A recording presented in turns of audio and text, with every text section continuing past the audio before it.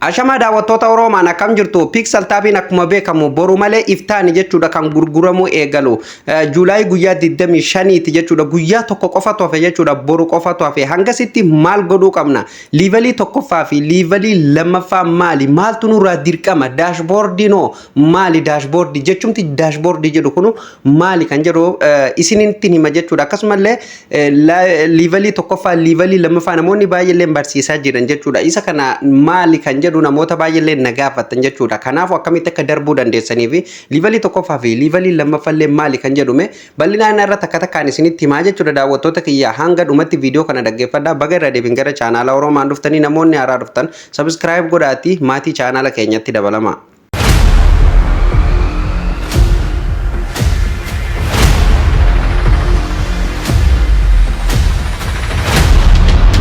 Kanaafuu jalqaba irratti jechuudha gara telegiraama keessanii deemtanii jechuudha Pixel Taabii keessan keessa seentu jechuudha nama akkuma isin argitan kanaan Pixel Taabii keessan jira jechuudha daawwattoota kiyya asirratti illee yeroo tokko jechuudha kilim godhuu hin dhiisinaa jechuudha maaliif kooyina keessan fudhatu hin dagatinaa jechuudha liivalii jechuun isa kana daawwattoota kiyya asirratti argitanii kiyya maganaa liivalii tokkorra jira liivalii tokko xumuree lama xumuree tokkotu naa hafee jechuudha argitanii liivalii sadeen kana dirqama xumuruu qabdanii jechuudha daawwattoota kiyya akkasumallee daashboordii maali kan jedhume jalqaba irratti isin argisiisa dhiyoo tanallee isinitti argisee jira daashboordii akkamitti akka isin banattanii daashboordii jechuun gabaabseetiin isinitti himaa dhaggeeffadhaa daashboordii jechuun bakka hanga fakkeenyaaf wanti kun maalaqatti jiramu taphoota adda addaa geemii adda addaa achi keessatti taphatuu dandeessanii fi riifaral liinkii fakkeenyaaf daashboordii keessanii kan hiriyoota keessanitti ergitanii hiriyoonni keessa yeroo irra tuqanii seenan kooyina irratti isiniif hassaabu waan adda addaa galii adda addaa achi keessatti itti argatuu dandeessanii jechuudha kanaaf akkamitti akka banattan immoo kana dura viidiyoo darbe keessatti isin barsiiseetiin jira jechuudha kunoo yeroo daashboordii banattan haala kanaan maqaa keessan kan isin irratti barreeffatan haala kanaan isinii dhufa yoo banatuu baattan gubbaa kanarratti tuttaniituma jechuudha gara fuulduraa deemtanii sana booda jechuudha iimeela keessan isin gaafata gara googila keessaa isin fuudheeti sana booda iimeeluma keessaniif paaswordii keessan itti guutaniituma neekstii gootanii kallattiin fuula kana qabatee isinii dhufaa jechuudha yeroo banattanii jechuudha daawwattoota kiyya iimeela keessan irratti koodii isiniif ergaa koodii dijiitii 6 sana achirraa fuutanii iddoo inni isin gaafatutti peestii gootanii sana booda kallattimaan haala kanaan isinii dhufaa jechuudha yeroo isiniif baname daashboordii amma argitanii asirratti saala kiyya asirra naaf kaaya umrii kiyya kan ani itti guuttadhe gaa kun ammallee biyya nan keessa jiru haala kanaan asirratti isiniif kaa jechuudha yoo isa kanallee irraa jijjiirratu barbaadan namoonni fakkeenyaaf duraan banattanii jiraatan kunoo xiyya mataa gubbaa kana irra jiru kana cuqaastaniituma jijjiirratu ni dandeessu jechuudha kanaafuu haala kanaan banattu jechuudha fakkeenyaaf amma banannee miire daashboordii keessa hin seenne hubadhaa malee daashboordii keessa yoo seenu barbaadan kunoo asirratti daashboordii iddoo jettu tana cuqaastaniituma keessa seentu jechuudha haala kanaan asitti isin fida jechuudha daawwattoota kiyyaa bakki murteessan asirra jechuudha asirratti wantoota adda addaa kunoo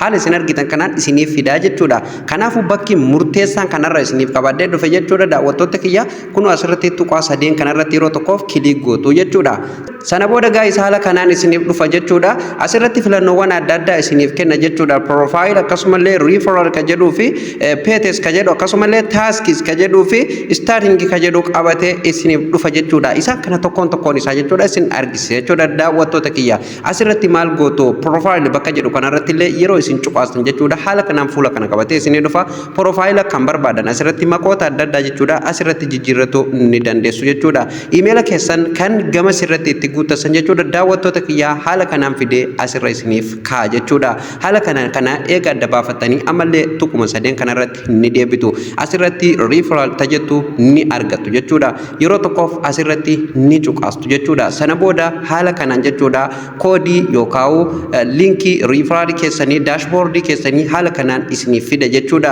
riifaral liinkii haala kanaan isiniif fida jechuudha liinkii kana fuulduratti kooppii jira kooppii gootanii hiriyoota keessanitti yoo ergitan hiriyoonni keessan liinkii kanarra seenee yeroo mazaggabatan kooyina keessan jechuudha qixa sirriitiin isiniif hassaaba jechuudha akkasumallee sooshaal miidiyaa qabdan kamirrattu yeroo isin poosti gootan namoonni irra tuqan yeroo seenan jechuudha kallattimaan kooyinni keessan asirratti isiniif hassaabama jechuudha daawwattoota kiyya ammallee tuqaa sadeen kanarratti ni deebitu jechuudha sana booda asirratti gadi buutanii feetes bakka jedhu kanarratti illee yeroo tokkoof kilik ni gootu jechuudha.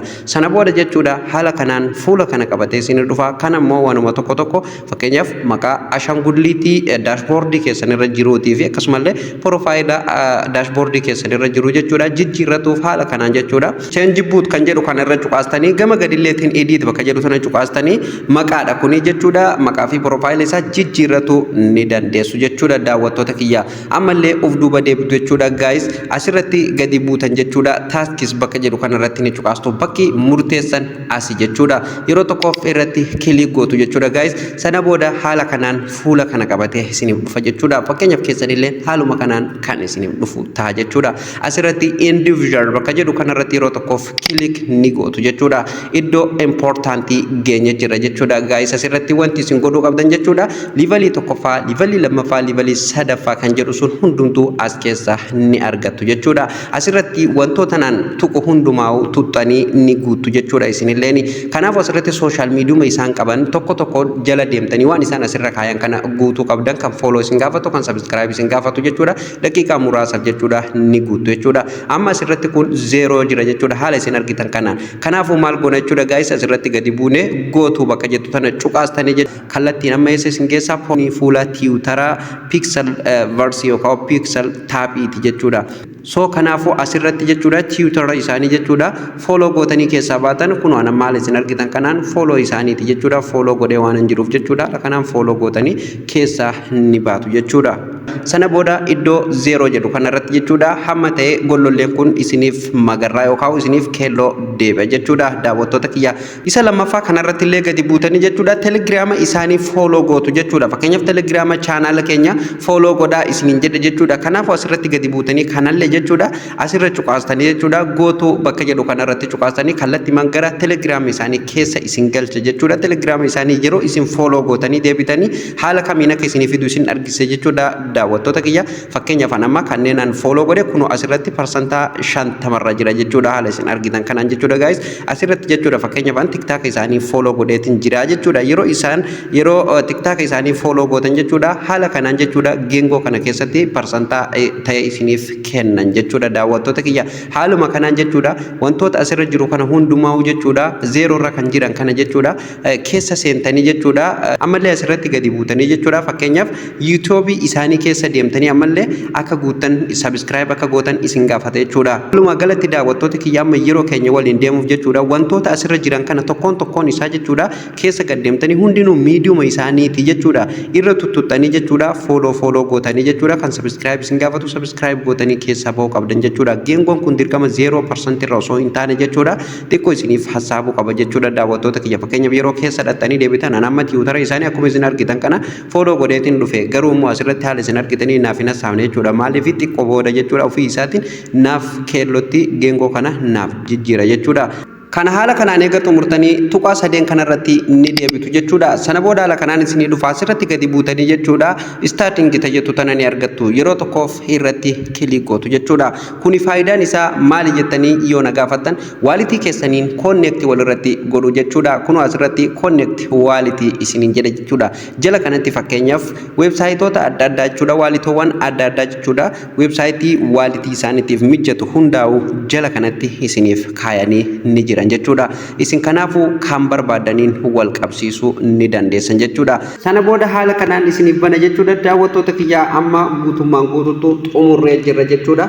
Haala kanaan jechuudha salphumatti jechuudha waan hundaa'uu jechuudha xumuruu ni dandeessa jechuudha. Keessaafuu jechuudha iddoo taaksis jettu kanarratti cuqaastanii jechuudha wantoota asirra jiran kana fuula kanarra jiran kana haala kanaan akka inni raayitii isiniif godhu hin dagatina jechuudha. Asirratti individual bakka jedhu irratti cuqaastanii jechuudha social media isaanii kamiyyuu dhattanii follow gootanii kan subscribe gootanii jechuudha guyyaa guyyaan jechuudha guyyuma takka keessa seentanii follow gootanii jechuudha yeroo keessa baatan haala kanaan jechuudha seera kana guuttatu hin dagatina jechuudha. Kuni faayidaa guddaa isiniif qaba jechuudha. Tuqaa sadeen irratti deebitanii ammallee jechuudha asirratti kooyina adda addaa akka inni isiniif hasaabuuf jechuudha referral linkii keessan kana cuqaastanii jechuudha koodii fudhattanii haala kanaan isinii dhufa koodii mallattoo fuuldura jirtu tana irra cuqaastanii dashboardii keessan jechuudha linkii daashboordii keessaniiti koppii godhuun hiriyoota keessan affeertanii hiriyoonni keessan yeroo irra dhufanii mazaggabatan jechuudha kooyin akka isiniif hasaabamu sirritti isiniif isin gargaara jechuudha daawwattoota kiyya barnoonni irra isiniif qabadhee dhufelleen kana fakkaata jalqaba kaafnee kan hangamatti waliin ilaalaa turre kana jechuudha daawwattoota kiyya kuno gubbaa kanarratti jechuudha haala kanaan fakkeenyaaf liibalii keessanillee hundaa asirratti kan isiniif hasaabu jechuudha liibaliin keessan duwwarra jiraa jedha kuno amma asitti haala kanaan jechuudha daawwattoota kiyya liibalii keessanillee ol kaafatuu ni dandeessan jechuudha guyyaa tokko boodan gara maallaqatti jijjiiramu waan ta'eef guyyaa gara maallaqatti jijjiiramee viidiyoo isaa bifa bareedan isiniif waraabee kan dhiyeessuudha jechuudha kanaafuu namoonni chaanaala Oromaanii faaraa taatan subscribe godhaa maatii keenyatti dabalamaa viidiyoo keenya akka isin dhaqqabuuf mallattoo notifiikeeshinii banuu hin dagatinaa jechuudha akkasumallee bakka isiniif hin galin yaada keessan komentii jalatti naaf barreessaa barnoonni irraa qabanne asumarratti kan xumuramuu ta'a barnoota itti aanuun hamma walitti deebinutti turtii gaarii qabaadhaa.